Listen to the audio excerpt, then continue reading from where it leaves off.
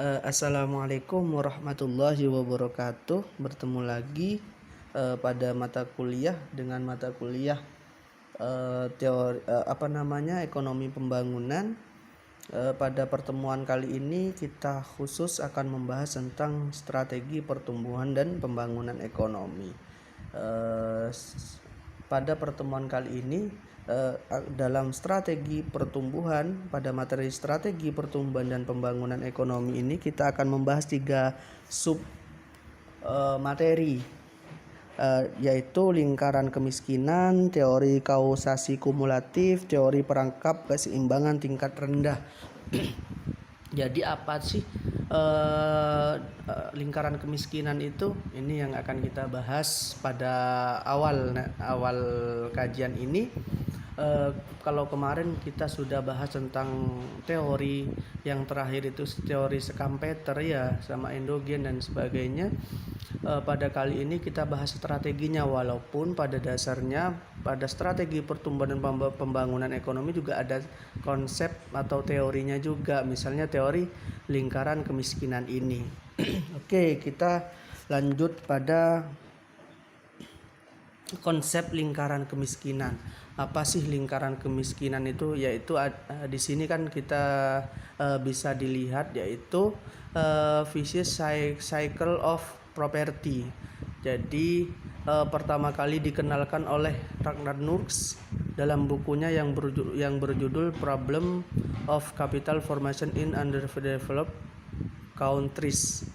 Jadi pada dasarnya Nus ini mengemukakan konsepnya tersebut sebagai sebuah landasan untuk menjelaskan tentang perlunya strategi pembangunan seimbang di negara sedang berkembang. Terus lingkaran kemiskinan itu apa sih ini?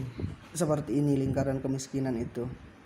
Jadi apa yang dikemukakan oleh teori atau konsep lingkaran kemiskinan itu yaitu suatu kondisi di mana sebuah negara itu ketika masuk pada lingkaran kemiskinan sulit untuk keluar, seperti itu. Jadi lingkaran kemiskinan itu kondisi di mana kondisi masyarakatnya itu adalah produktivitasnya rendah, artinya dalam kesehariannya pekerjaannya menghasilkan produksi yang minim atau rendah, dikatakan rendah. Kemudian pendapatan realnya juga rendah, artinya kalau sudah produktivitasnya itu rendah, produktif artinya ya dalam pekerjaannya, kemudian di situ juga akan mengakibatkan pendapatan realnya juga rendah.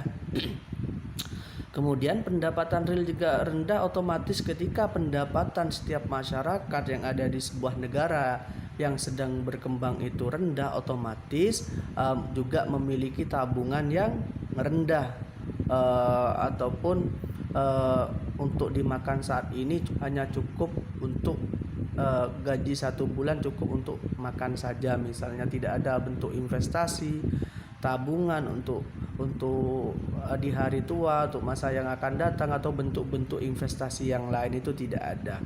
Terus karena tabungan yang rendah, maka pembentukan modal juga rendah.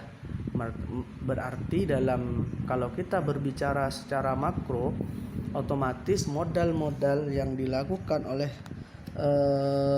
masyarakat juga rendah. Terus kalau pembentukan modal dalam hal ini juga berkaitan nanti ketika modal rendah akan menjadi bentuk-bentuk pekerjaannya juga bergerak dalam bidang modal yang rendah. Dalam kapasitas negara juga akan berpengaruh pada sirkulasi pendapatan nasional, seperti itu. Terus ketika pembentukan modal rendah, otomatis di situ akan masyarakat masih terbelakang, karena modal untuk misalnya menikmati pendidikan, modal untuk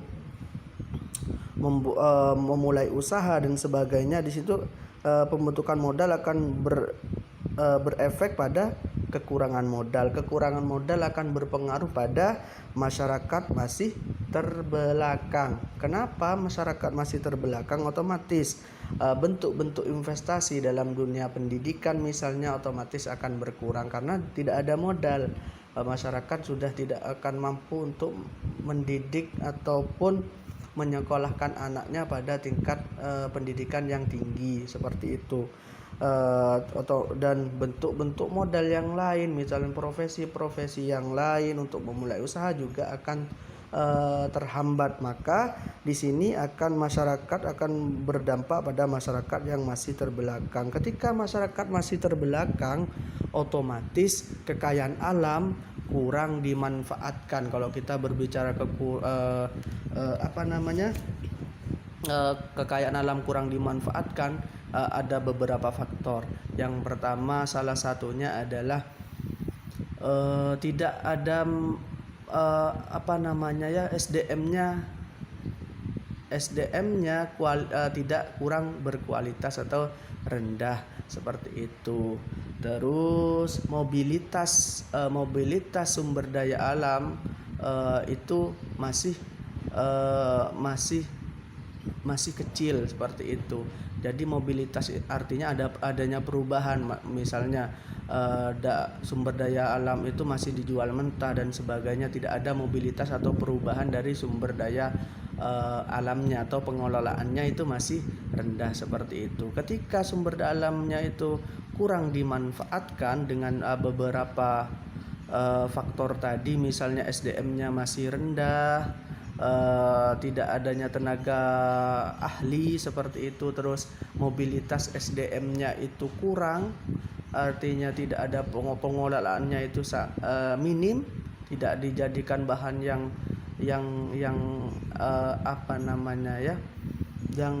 berinovatif seperti itu, maka akan kembali lagi masyarakatnya akan produktivitas masyarakat rendah, terus akan berputar-putar di ranah lingkaran kemiskinan ini yang dikatakan sebagai lingkaran kemiskinan.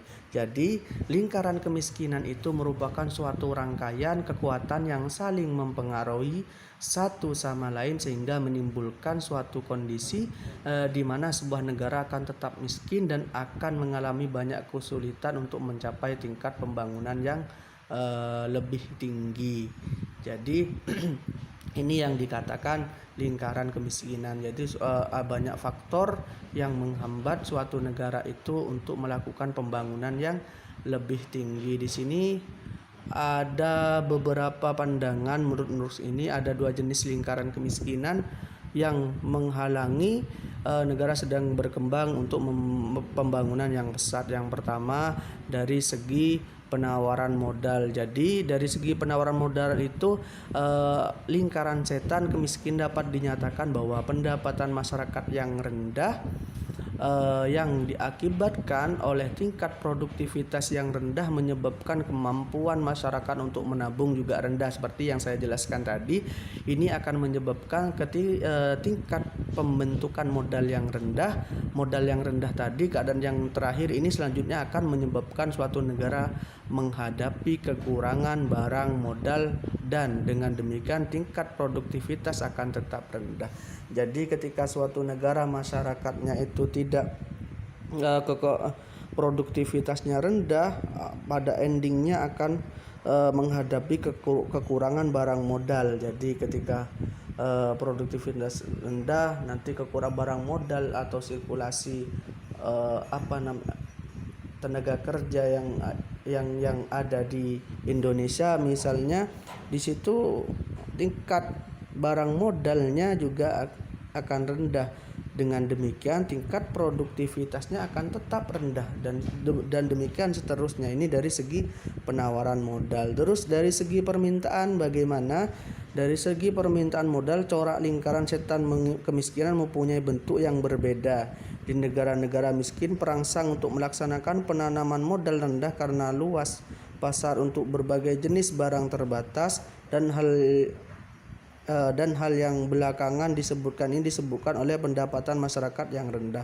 Sedangkan pendapatan yang rendah disebabkan oleh produktivitas yang rendah yang diwujudkan oleh pembentukan modal terbatas pada masa lalu. Pembentukan modal yang terbatas ini disebabkan oleh kekurangan perangsang untuk menanam modal. Jadi ini kembali lagi ketika produktivitas rendah masyarakatnya, di sini pembentukan modal yang terbatas ini karena tadi modalnya juga rendah, otomatis pembentukan modalnya sangat terbatas. Maka ini disebabkan oleh kekurangan perangsang untuk menanam modal, karena kekurangan perangsangnya bisa dilakukan pemerintah dan sebagainya. Tapi ketika tidak ada rangsangan tadi karena produktivitas rendah, modal itu rendah, otomatis tidak bisa melakukan investasi dan sebagainya, otomatis di sini akan tetap rendah dari segi permintaan modal. Jadi tidak ada perangsang untuk menanam modal seperti itu. Ini pengantar dari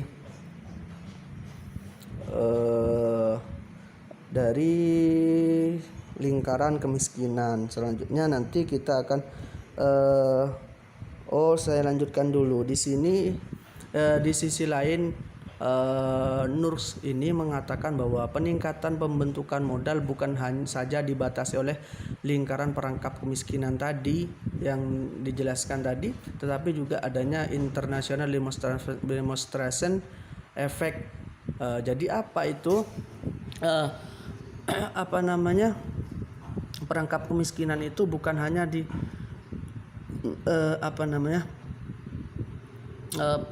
peningkatan pembentukan modal tadi itu, tapi juga didasari atau yang menjadi faktor penyebab lainnya adalah international demonstration effect, atau yang bisa disebut adalah gaya konsumsi kalangan masyarakat yang lebih maju. Jadi ini adalah ketika negara terbelakang ataupun negara miskin ataupun negara yang sedang berkembang ada di fase ketika mengikuti gaya hidup negara yang maju. Otomatis di situ banyak masyarakat yang mengikuti, misalnya mengikuti gaya-gaya barat ataupun misalnya K-pop ya, misalnya Korea seperti itu. Otomatis banyak melakukan impor barang-barang yang lagi ngetren di luar negeri. Ini juga akan berpengaruh berdasarkan pandangan dari konsep dari konsep lingkaran kemiskinan ini, akan berpengaruh pada dari sisi berkurangnya modal di dalam negeri, misalnya seperti itu. Jadi tingkat tabungan, otomatis masyarakat yang sudah berubah gayanya konsumerisme, artinya gaya hidupnya sudah melakukan banyak impor barang-barang yang lagi ngetren di luar negeri, ikut-ikutan gaya barat dan sebagainya, ikutan gaya-gaya buat gaya-gaya hidup negara masyarakat maju seperti itu, kemudian melakukan banyak impor barang. Di situ yang seharusnya masyarakat itu bisa melakukan saving atau menabung, otomatis di situ tidak bisa lagi, dan di situ akan berpengaruh juga terhadap rantai kemiskinan. Itu dalam pandangan teori atau konsep lingkaran kemiskinan. Jadi selain dari segi penawaran modal, dari segi permintaan modal, di situ juga dalam pandangan Nurs ini bahwa masuknya masyarakat atau negara sedang berkembang pada lingkaran kemiskinan itu disebabkan oleh international demonstration effect yang kita sebut dengan mencontoh gaya konsumsi di kalangan masyarakat yang lebih maju seperti itu. Jadi pada hakikatnya konsep kemiskinan menganggap bahwa ketidakmampuan untuk mengerahkan tabungan yang cukup,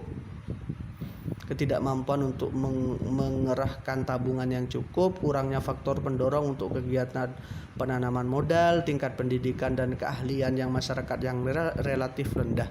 Hal ini menjadi faktor utama yang menghambat proses pembentukan modal dalam pembangunan ekonomi di negara yang sedang berkembang. Ini dalam untuk sub pertama.